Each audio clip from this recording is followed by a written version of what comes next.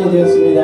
우리 하나님께 주기신을 하면서 우리 마음을 하나님께 합장히 드리려고 이 시간에 찬양으로 하나님께 영광 나갔으면 좋겠습니다. 우리 찬양 같이 하시면서 우리 예배를 준비하도록 하겠습니다.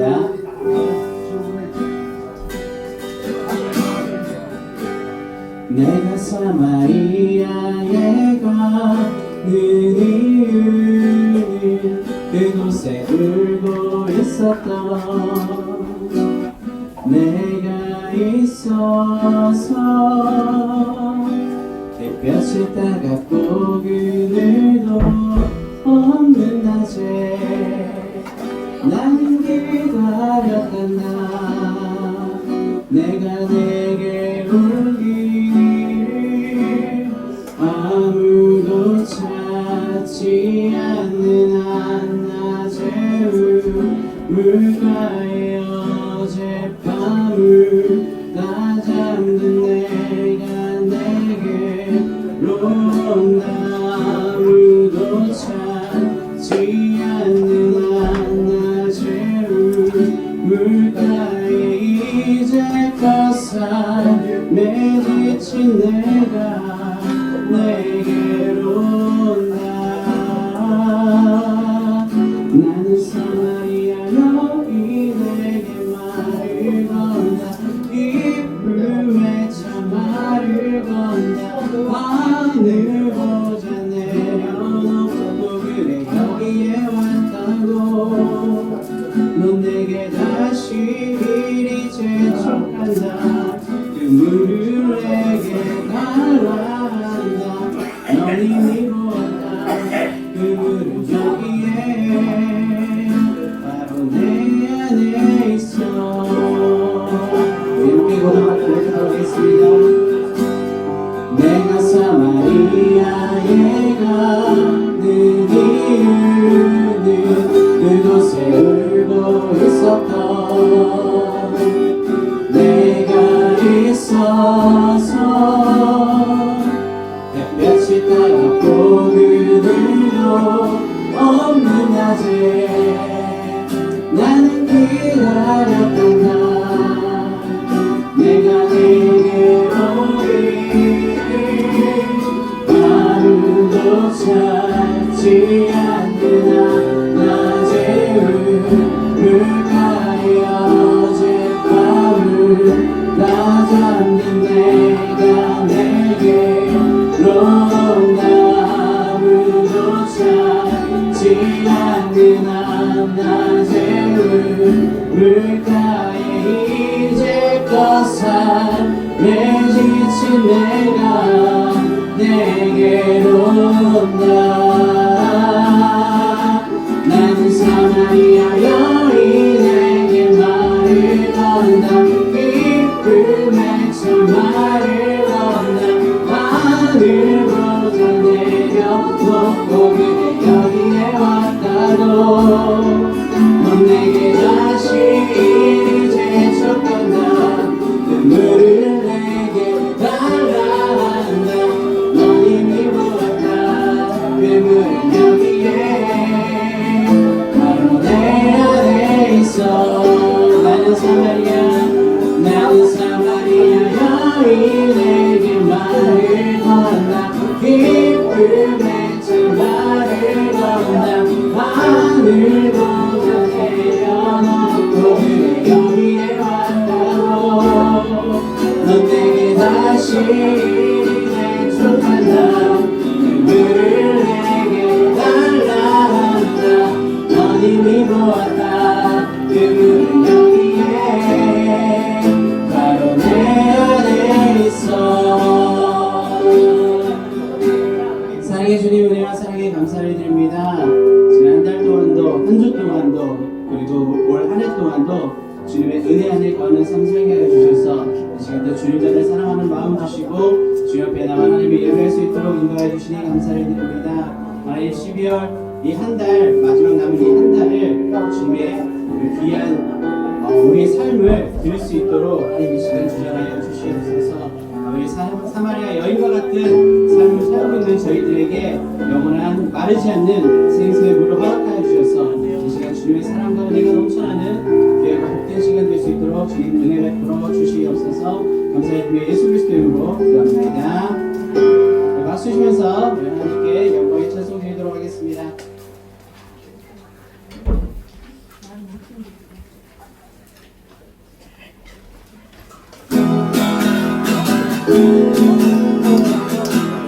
찬송하라 찬송하라 여호와의 종들아 주님 집에 서 있는 자들아 성소 향해 손을 들고서 찬송하라. 네, 박수 하나님 높이도록 하겠습니다. 찬송하라 찬송하라 여호와의 종들아 주님 집에 서 있는 자들아 성소 향해 손을 들고서 찬송하라 찬송하라 경배하라 경배하라 경배하라 여호와의 종들아 주님 집에 서 있는 자들아 성소 향해 손을 들고서 경배하라 경배하라 경배하라 감사하라 감사하라 여호와의 종들아 주님 집에 서 있는 자들아 성소 향해 손을 들고서 감사하라 감사하라 내가 어둠 속에서 해낼 때에도 주님을 함께 계셔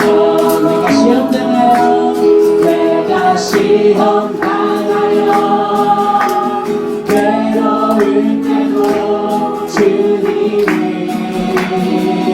함께 계셔 기뻐 찬양하네 할렐루야 할렐루야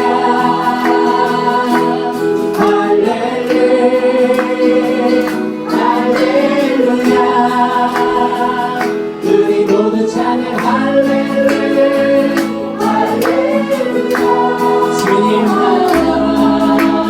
주님 나와 함께 계시네 내가 은밀한 곳에서 기도할 때도 주님이 함께 계셔 내가 아무도 모르게 선행이 할 때도 주님이 함께 계셔 기뻐 찬양하네 할렐루야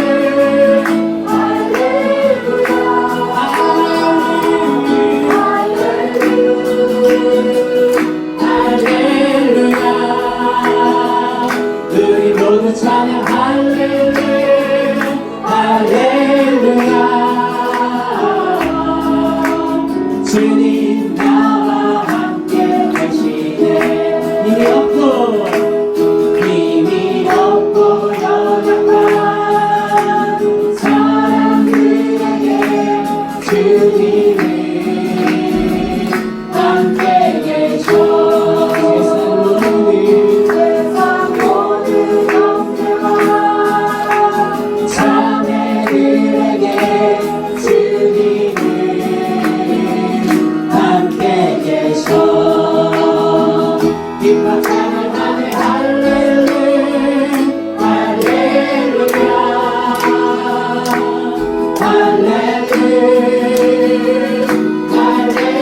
할렐루야 우리 모두 찬양 할렐루야 할렐루야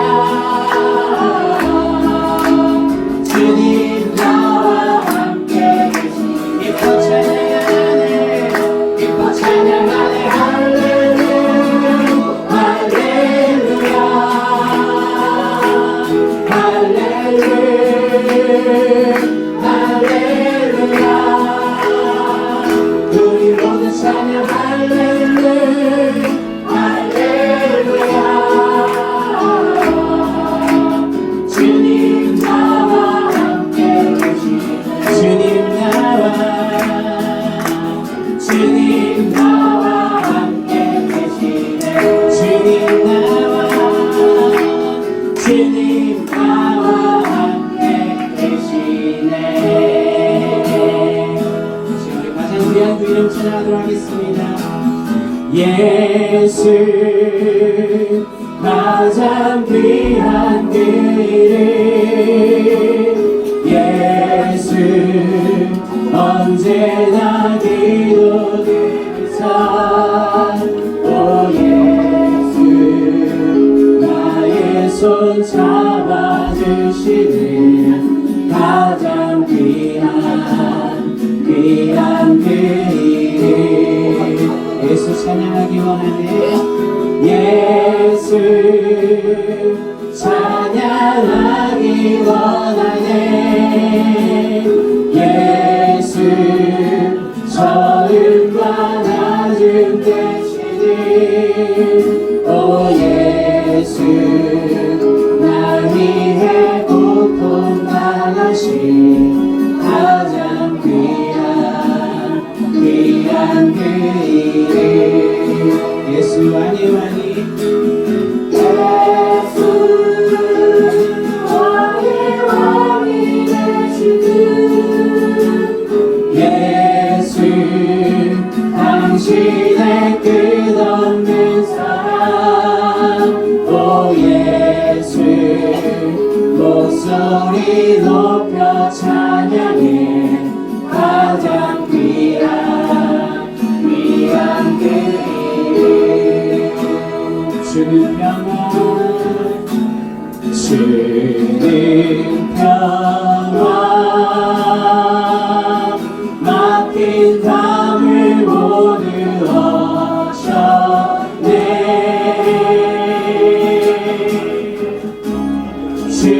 주는 평안 우리의 평안 주는 평안 주는 평안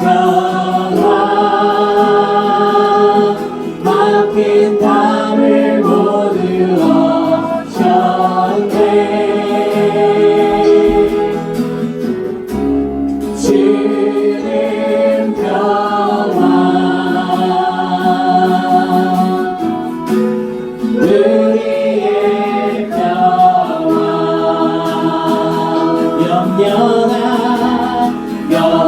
영원한 맡기라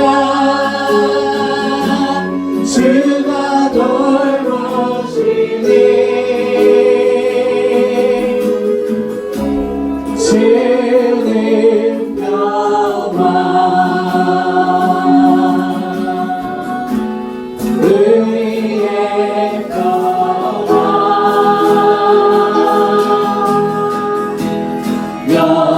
영원한 맡기라 주가 돌보시니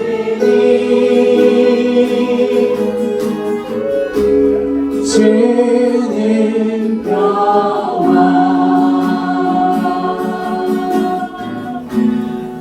우리의 평안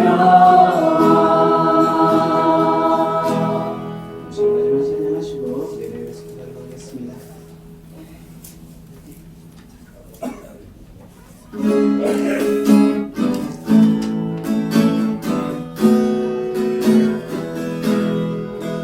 오늘도 나는 또 넘어지네요 헛된 욕심만 살아났네요 뒤로 걷고 있는 아이와 같은 나의 모습을 이제는 주가 나 바라볼래요 주의 사랑이 살아나도록 나는 알 수 없지만 주님 함께 하시면 나는 알 수 있기에 주님 내 곁에 계시고 나와 응행하시니 내 모든 두려움 사라져 주는 나의 피난처 나의 요새시니 내가 두렵지 않고 따스한 주의 품 안에 내가 편히 쉬겠네 이제는 주만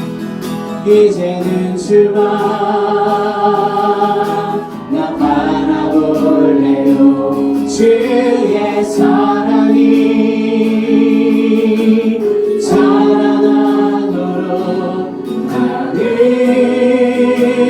할 수 없지만 주님 함께 하시면 나는 할 수 있기에 주 앞에 계시는 주를 찬양합니다 주님 내 곁에 계시고 나와 동행하시니 내 모든 두려움 사라져 주는 나의 피난처 나의 요새시니 내가 두렵지 않고 따스한 주의 품 안에 내가 편히 쉬겠네 하나님 사랑하네 거하면 내 길을 밝게 비춰주시고 거센 불바로 넘어질 때면 그 손이 날 붙드시네 하나님 사랑하네 거하면 내 길을 밝게 비춰주시고 거센 불바로 넘어질 때면 그 손이 날 붙드시네 주님 늘 곁에 계시고 나와 동행하시니 내 모든 두려움 사라져 주는 나의 피난처 나의 요새시니 내가 두렵지 않고 따스한 주의 품 안에 내가 편히 쉬겠네 따스한 주의 품 안에 내가 편히 쉬겠네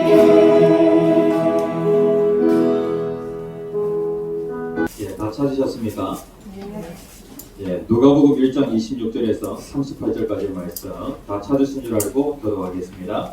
이어서째 달에 천사 가브리엘이 하나님의 보내심을 받아 갈릴리 나사렛이란 동네에 가서 다윗의 자손 요셉이라 하는 사람과 약혼한 처녀에게 이르니 그 처녀의 이름은 마리아라. 그에게 들어가 이르되 은혜를 받은 자여 평안할지어다 주께서 너와 함께 하시도다 하니 처녀가 그 말을 듣고 놀라 이런 인사가 어찌하겠나 생각하네. 천사가 이르되 마리아여 무서워하지 말라 내가 하나님께 은혜를 입었느니라. 보라 내가 잉태하여 아들을 낳으니 그 이름을 예수라 하라. 그가 큰 자가 되고 지극히 높으신 이의 아들이라 일컬어질 것이요 주 하나님께서 그 조상 다윗의 왕위를 그에게 주시리니 영원히 야곱의 집을 왕으로 다스리실 것이며 그 나라가 무궁하리라. 마리아가 천사에게 말하되 나는 남자를 알지 못하니 어찌 이 일이 있으리이까. 천사가 대답하여 이르되 성령이 내게 임하시고 주의 높으신 이의 능력이 너를 덮어주시니 여러 나라가 거룩하니는 하나님의 아들이라 일컬어지리라. 보라 내 친족 엘리사벳도 늙어서 아들을 배었느니라. 본래 임신하지 못한다고 알려진 이가 이미 6달이 되었나니 그래서 하나님의 모든 말씀을 능하지 못하심이 없느니라. 같이 읽겠습니다. 마리아가 이르되 주의 요종이오니 말씀대로 내게 이루어지이다 하매 천사가 떠나가니라. 아멘.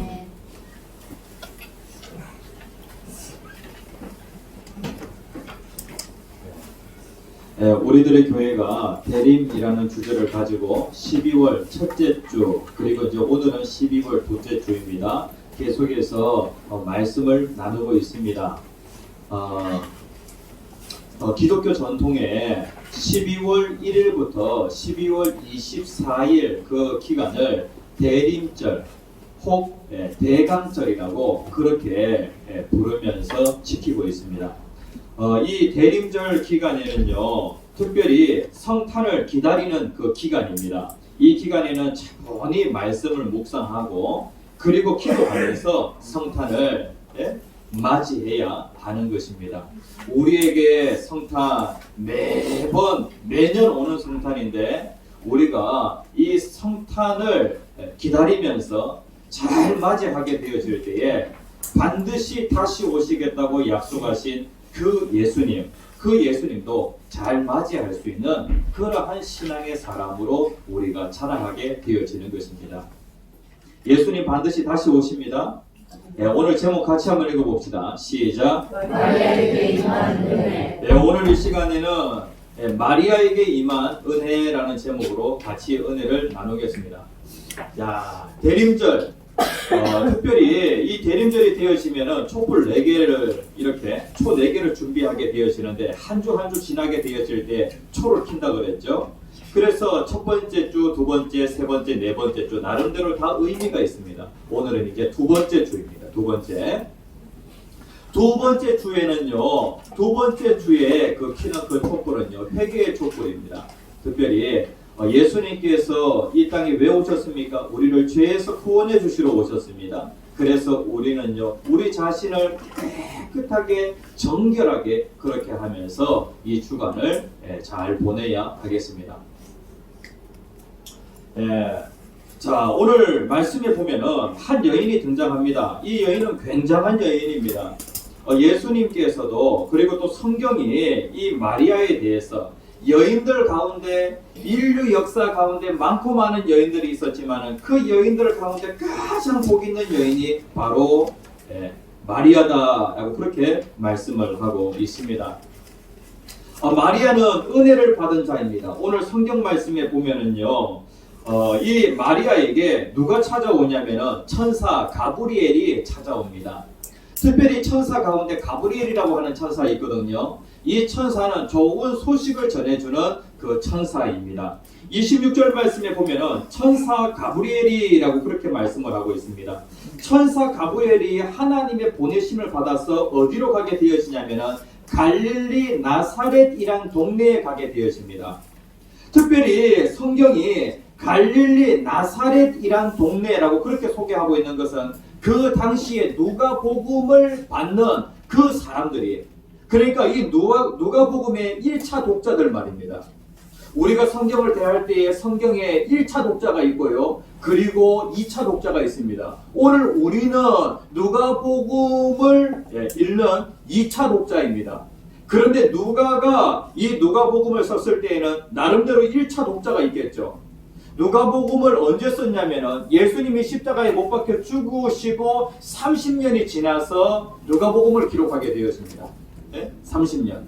그러니까 이 누가복음과 그리고 이 예수님의 죽음과는 한 30년 정도의 차이가 있다. 30년 정도의 그 차이 있지만은 거짓말하면 됩니까? 안 됩니까?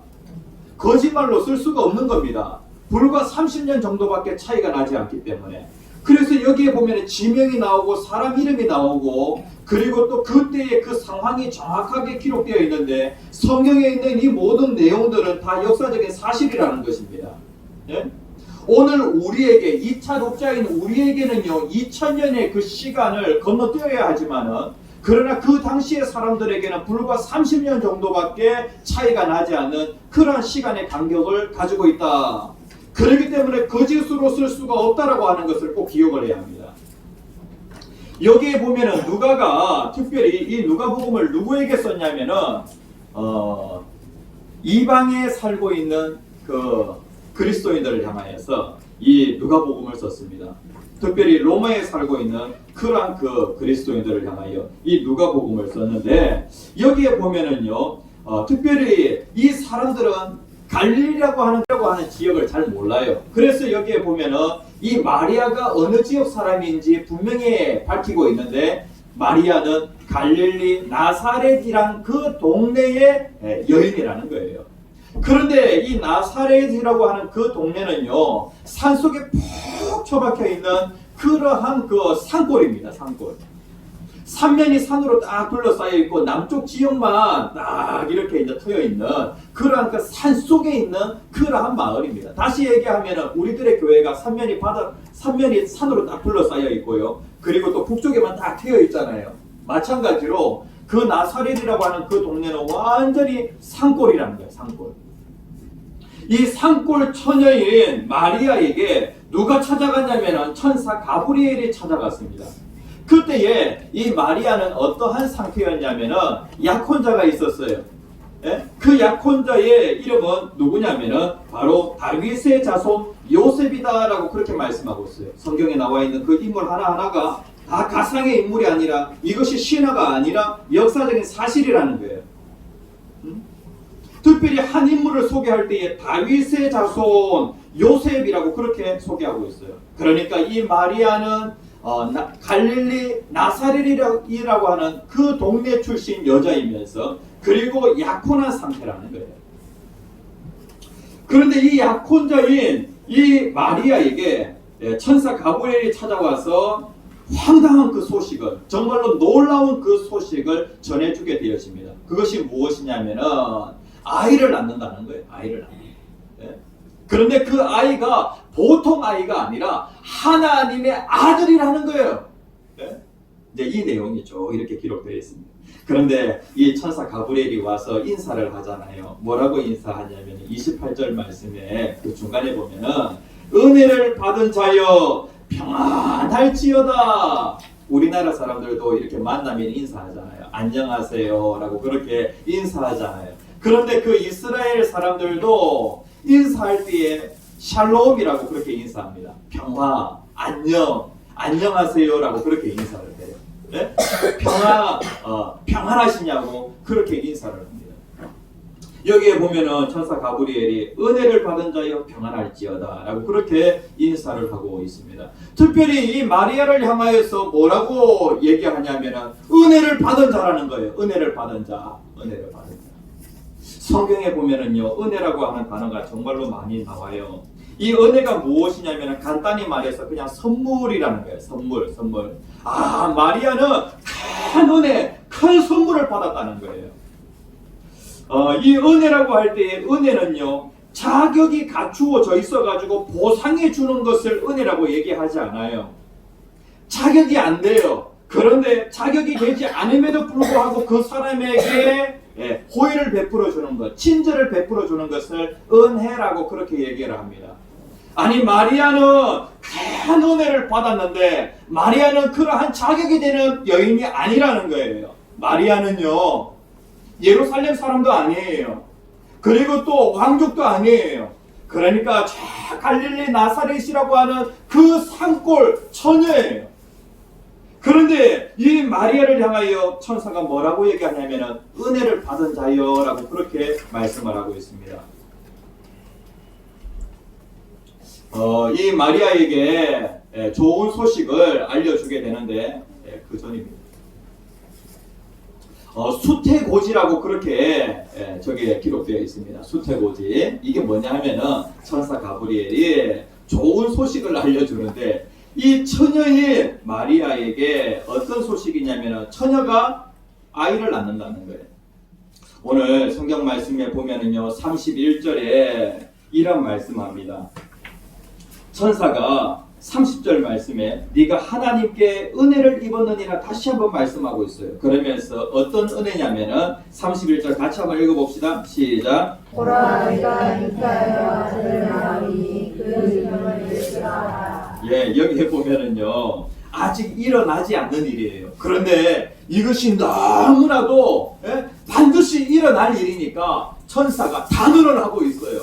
뭐라고 단언하고 있냐면은 마리아야, 네가 처녀지만은 처녀의 몸으로 네가 잉태하게 되어질 것이다. 처녀가 어떻게 임신하게 되어져요? 그러나 인류 역사 가운데 처녀가 임신한 적이 없어요. 그런데 천사가 뭐라고 얘기하냐면은 임신하게 되어질 것이라는 거예요. 반드시 임신하게 되어질 것이라는 거예요. 왜? 이것이 확실하게 일어날 일이기 때문에. 잉태하여라고 그렇게 말씀하고 있어요. 잉태하여 어떻게 한다고요? 아들을 낳을 것이라는 거예요. 놀랍죠? 이게 반드시 낳는다는 거예요. 그리고 그 아들을 낳게 되어지면 이름을 예수라 하는 거예요. 예? 그러니까 그 낳을 아이의 이름까지도 천사가 다 알려주게 되어집니다. 그래서 마리아는 지금 어떠한 상태냐면은 지금 결혼한 상태가 아니라 약혼한 상태예요. 그러니까 이 약혼자 요셉이 있지만은 그 요셉과 성관계를 가진 것이 아니라는 겁니다. 그런데 이러한 상태에서 임신하게 되어질 것이고 아들을 낳게 되어질 것이고 그 아이의 이름은 예수라는 거예요. 아이의 이름까지 정확하게 알려주는데 그런데 다른 곳에 있었던 그 약혼자인 요셉에게도 천사가 와서 소식을 알려주는데 마리아가 아이를 낳게 되어지는데 그 아이의 이름을 예수라고 하는 거예요. 그러니까 다른 지역에서 각자 천사 가브리엘에게 소식을 들었는데 예수라고 하는 그 이름을 받았다는 거예요. 이거 완전히 기적이죠. 이러한 그 소식을 듣게 되어집니다. 그러니까 이 낳게 되어지는 이 아이는 어떤 아이냐면은 32절 말씀에 보면은 이 아이는 큰 자라는 거예요. 큰 자. 그리고 여기에 보면은 지극히 높으신 이의 아들이라는 거예요. 하나님 아버지의 아들이라는 거예요. 아들.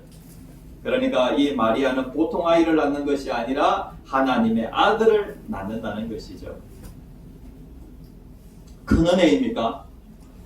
큰 은혜입니다. 큰 은혜. 어떻게 이런 은혜를 받게 되었습니까?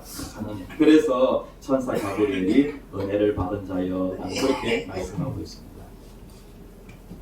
나중에 6개월 전에 아이를 이제 임신한 그 엘리사벳 있지 않습니까? 엘리사벳이 누구라 그랬습니까? 지난주에 우리가 같이 말씀을 나눌 때에 이 세례 요한의 아버지는 사가랴 제사장이고 어머니는 엘리사벳입니다. 근데 이 사람들은 나이가 많이 지났음에도 불구하고 아이가 없었고 아이를 그냥 못 낳은 거예요. 아이를 이러한 상태로 계속해서 시간을 보내는데 아이를 낳을 수 없는 그것이 불가능한 그 가정에 아이가 생기게 되어지는데 그렇게 해서 나온 아이가 바로 이 세례 요한. 그러니까 하나님께서 이 마리아와 이 엘리사벳은 친척지간인데 6개월 전에 이러한 기적이 일어나는 것을 마리아가 보도록 그렇게 하셨고 그리고 마리아는 처녀가 아이를 낳는다라고 하는 것도 불가능한 일인데 하나님께서 하시는 그 일들을 믿도록 그렇게 하나님께서 역사하셨다는 것이죠. 그런데 43절 말씀에 보면은 마리아와 이 엘리사벳이 만나는 그 일이 생기게 되어집니다. 만났을 때에 서로의 그 만남이 서로에게는 큰 그 믿음의 격려가 되어집니다. 그러면서 엘리사벳이 마리아에게 뭐라고 얘기하냐면은 엘리사벳은 아주 나이가 많은 사람입니다. 그리고 마리아는요? 마리아는 이때의 마리아의 그 나이는 아마도 10대 후반이었을 것이다 라고 그렇게 추측을 합니다. 그냥 소녀에 불과한 그냥 처녀입니다.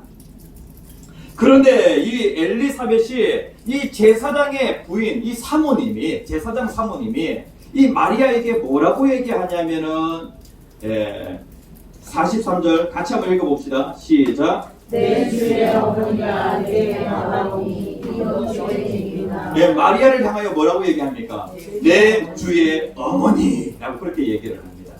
예? 그러니까 마리아가 지금 잉태하고 있는데, 임신하고 있는데, 그 임신한 그 아이는 누구라고요? 하나님의 아들이다라고 하는 것을 엘리사벳이 알게 되어지면서, 야, 이 마리아는 내 주의 어머니다라고 그렇게 얘기를 합니다. 그러니까 마리아는 산골 처녀인데, 이 산골 처녀가 하나님의 아들의 어머니가 되어진다. 그리고 예수님께서 이 땅에서 30년 동안 사생애하는 그 기간 동안에 예수님이 그 마리아를 향하여서 어머니라고 그렇게 부르시는데, 하나님의 아들이 30년 동안 어머니라고 그렇게 부르는데 그것이 얼마나 큰 영광입니까? 그렇죠? 네. 그러니까 여인 가운데 가장 영광스러운 여인은 바로 이 마리아다, 그렇게 할 수가 있다는 것입니다. 마리아가 이것을 알게 되었을 때에 하나님을 막 찬양합니다. 46절에서 48절까지 말씀에 보면은 마리아의 찬가가 나와요. 마리아의 송가가 나와요. 마리아가 너무 기뻐가지고, 하나님, 내가 무엇인데 나에게 이렇게 큰 은혜를 베풀어 주십니까? 저와 여러분들의 삶 가운데에도 하나님이 은혜를 주시는데, 하나님의 은혜를 알게 되어지면은요, 하나님, 내가 무엇인데 하나님 저에게 이렇게 큰 은혜를 베풀어 주십니까? 저는 저기 저 남쪽 지방 남해 바다, 항상 제가 거주했던 그 지역은 남해 바다를 항상 끼고 이렇게 제가 거주했습니다. 저는 부산에서 태어났지만 상당히 오랜 시간을 전라남도 광양이라고 하는 곳에서 성장하였습니다. 저희 집 바로 앞에 남해 바다가 있어요. 그런데 이제 저희 동네에 광양제철소라고 하는 큰 그 회사가 있으니까 저는 우리 동네가 아주 좋은 동네라고 그렇게 생각을 했습니다. 야, 우리 동네에는 광양제철소가 있다 라고 하면서 말이에요. 그런데 이제 제가 이제 광양에서 순천이라고 하는 곳에 이제 학교를 가기 위해서 가게 되어지고, 또 순천에서 다시 수도권 지역으로 올라오게 되어지니까, 이야, 진짜 수도권에 살고 있는 사람들이 진짜 은혜를 받은 사람들이다, 참 복받는 사람들이다라고 하는 것을, 많은 것을 깨닫게 되었습니다. 너무 많은 것들을 누리고 있는 거예요. 네? 그런데 참 감사한 것은, 제가 저 전라남도 그 저기 남해바다 그 땅끝에서 제가 오랫동안 성장을 하였는데, 하나님께서 저를 다 옮기셔가지고 이곳까지 올라오도록 그렇게 인도해 주신 것, 하나님 은혜죠, 은혜. 그러니까 은혜는 무엇이냐면, 자격이 없는 자에게 베풀어 주시는 하나님의 친절, 하나님의 선물을 은혜라고 얘기합니다.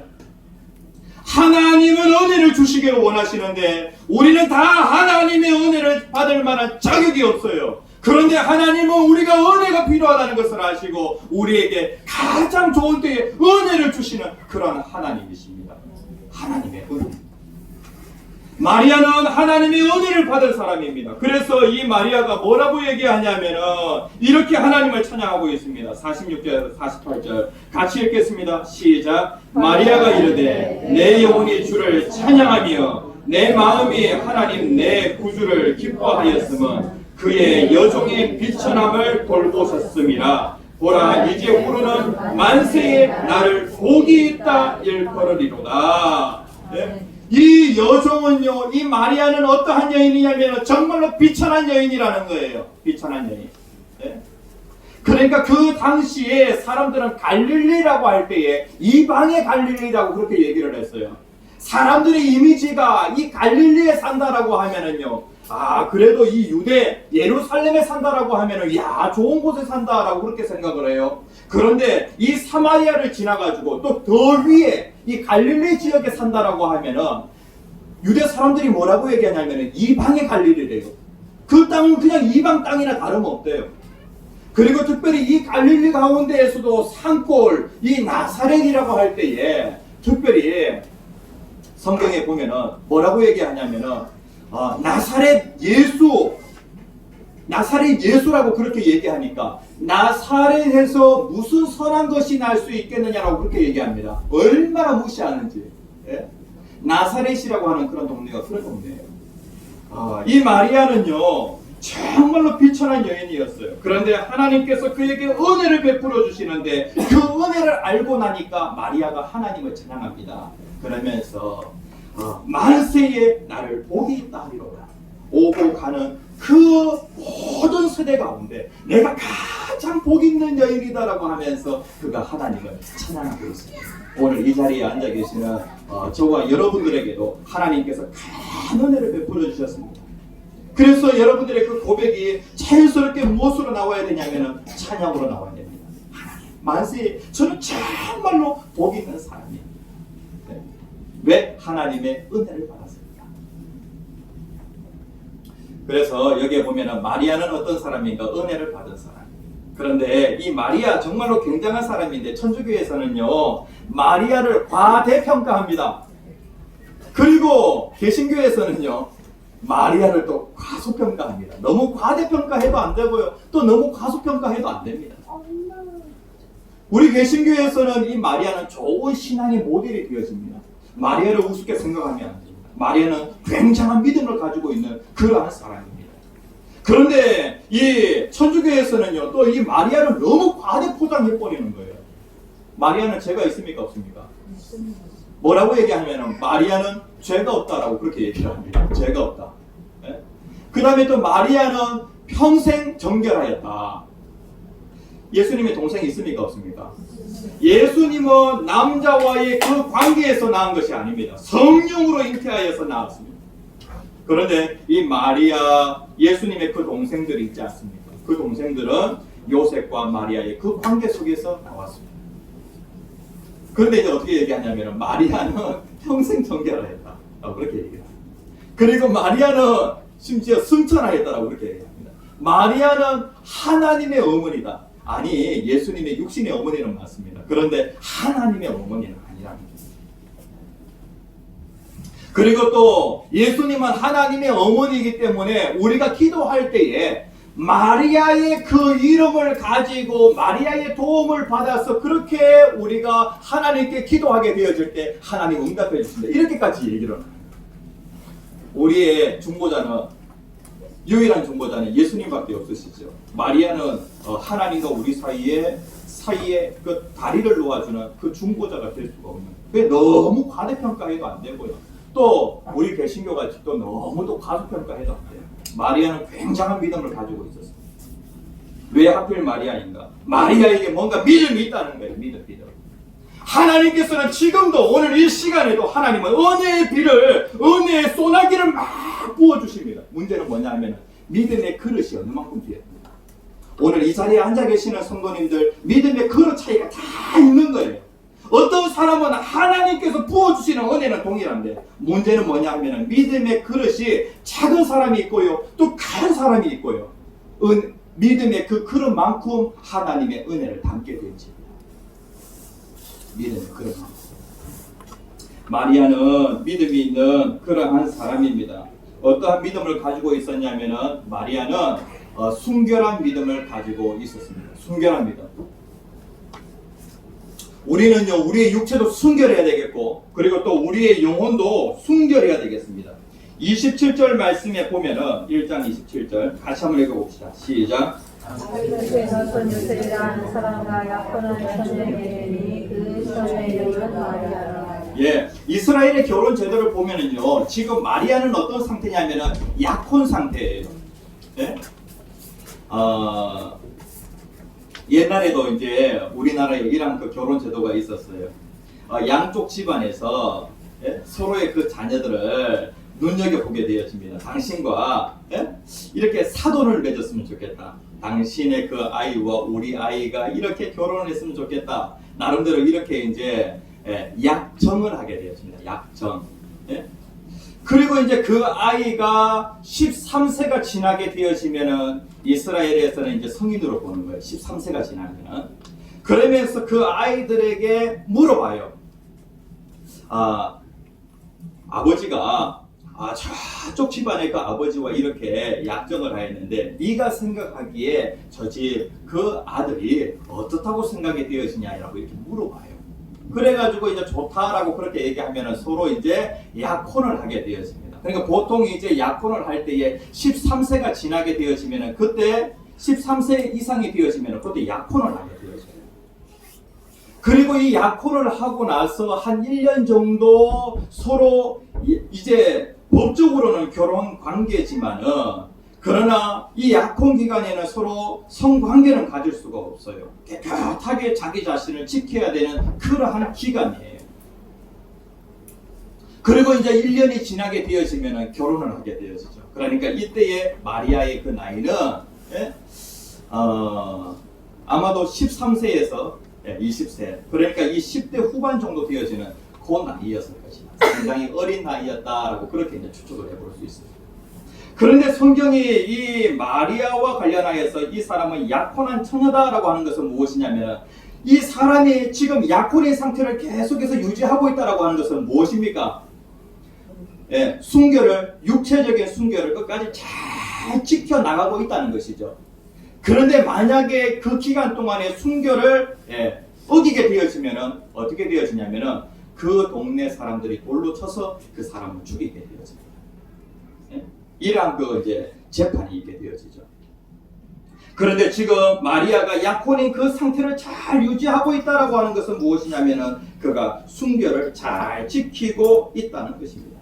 하나님께서는 어떤 사람을 쓰시냐면은 순결한 사람을 쓰십니다. 마리아에게 어떠한 그런 믿음이 있었냐면은 순결한 믿음이 있었다는 거예요. 순결한 믿음. 잠깐 더 내려주십시오. 여기에 보면은 하나님께서는 어떤 사람 쓰시냐면은요, 하나님의 집에는 여러 가지 다양한 그릇들이 있는데 금그릇, 은그릇, 그 다음에 또 나무그릇, 질그릇 이러한 그릇들이 있는데 나름대로 금그릇, 은그릇이라고 해가지고 더 좋은 그릇이 아니라 가장 좋은 그릇은 무엇이냐면은 깨끗한 그릇이 가장 좋은 그릇이라는 거예요. 하나님께서는 그 사람이 금그릇이든지 은그릇이든지 나무그릇이든지 질그릇이든지 하나님은 어떤 사람을 가장 귀하게 여기시냐면은 깨끗한 그릇을 가장 귀하게 여기십니다.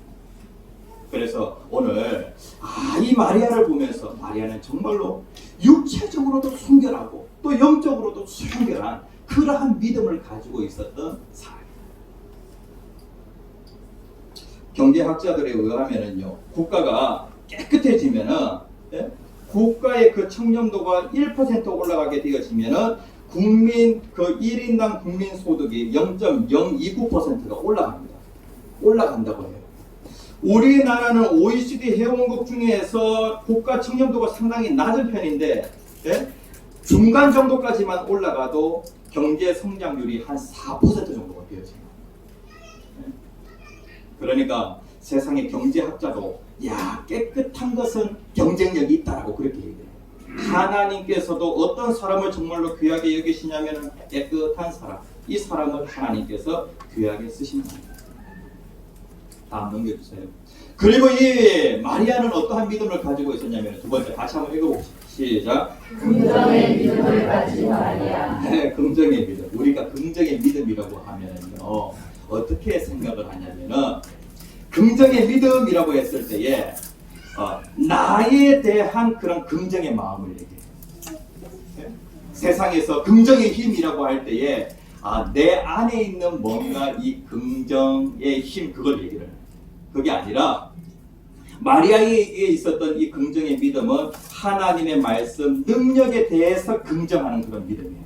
나에게 대해서 긍정하는 그 믿음이 아니라 하나님의 말씀 능력에 대해서 긍정하는 그 믿음이에요.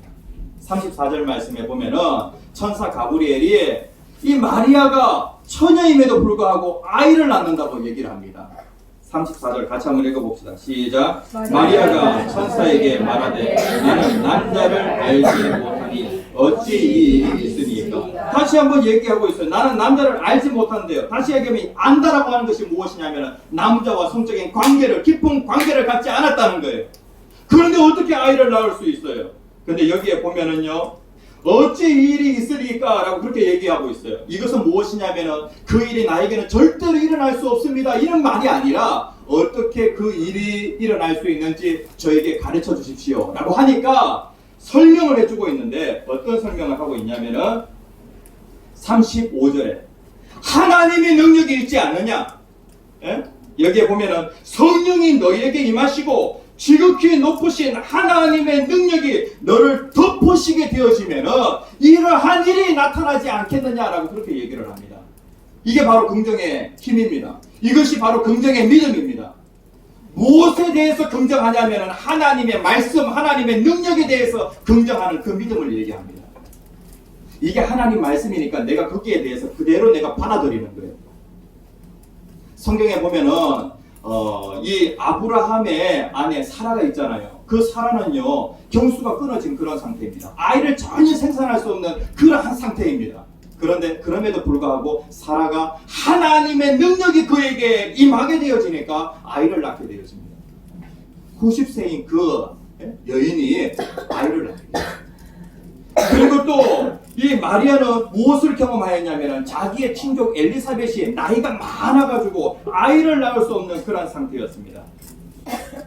성경에도 보면은 1장 7절 말씀, 누가복음 1장 7절 같이 읽겠습니다. 시작. 엘리사벳이 잉태를 못함으로 그들에게 자식이 없고 두 사람의 나이가 많더라. 그러니까 아이를 생산한다라고 하는 것이 불가능한 그런 상태예요. 그런데 하나님의 능력이 엘리사벳 위에 임하게 되어지니까 아이를 낳게 되었습니다. 하나님은 무에서 유를 창조하시는 창조의 능력을 가지고 계시는 하나님이십니다.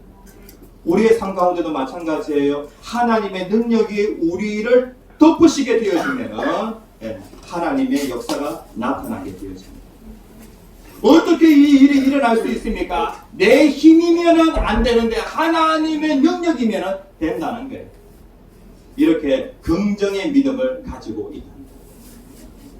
고린도후서에 있는 말씀 같이 한번 읽어봅시다. 고린도후서 1장 20절 시작. 하나님의 약속은 얼마든지 그리스도 안에서 예리하더니 그런 뜻으로 말미암아 우리가 아멘하여 하나님께 영광을 돌리게 되리라. 네, 아멘하여 하나님께 영광을 돌린다는 거예요.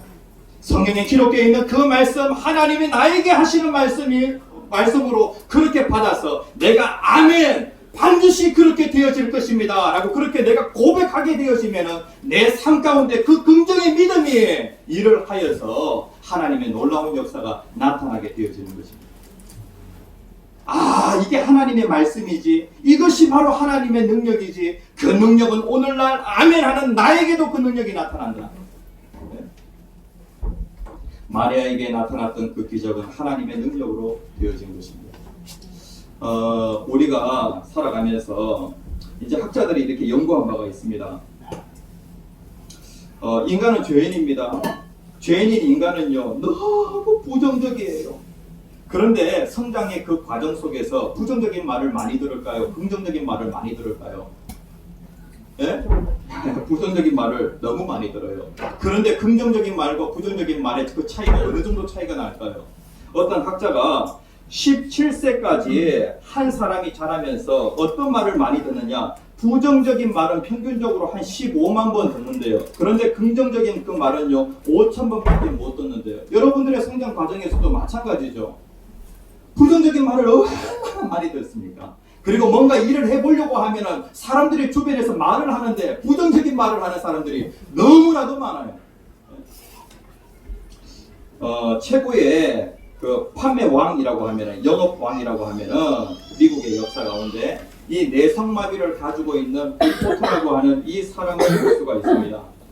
이 사람은 걸음도 활발하게 걷지 못하는 사람이에요. 그리고 내성마비로 인하여서 한쪽 손은 제대로 쓰지 못하는 사람입니다. 그런데 하루에 8시간씩 계속해서 영업을, 판매를 해야 됩니다. 집집마다 찾아다니면서 그 판매하는 사람이요. 근데 이 사람은 내성마비라고 하는 장애를 가지고 있습니다. 처음에 그 직장에 취업하는 데에도 쉽지 않았습니다.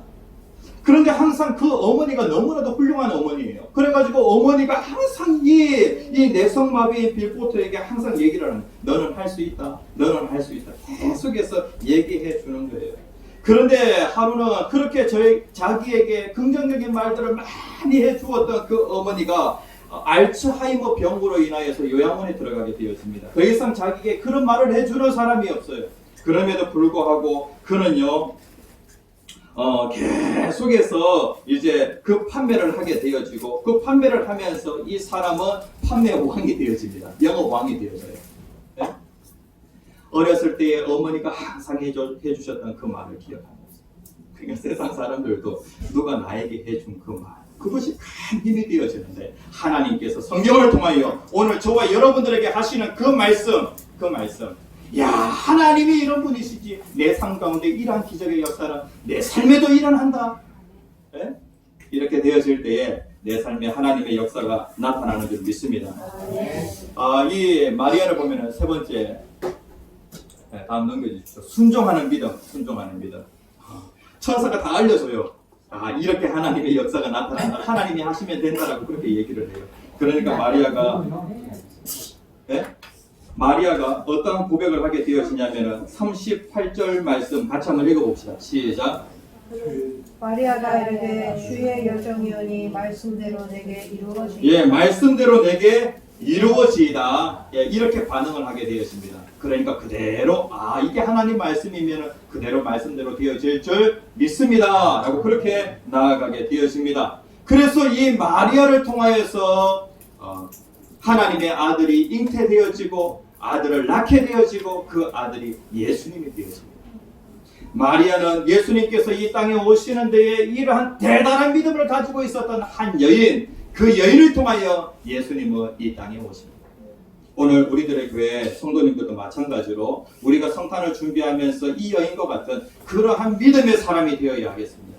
순결한 믿음, 그 다음에 또요, 긍정적인 믿음, 그 다음에 또요, 순종하는 그런 믿음. 그러한 믿음의 사람은 지금도 찾고 계시고 그러한 사람들을 통하여 하나님은 지금도 일하십니다.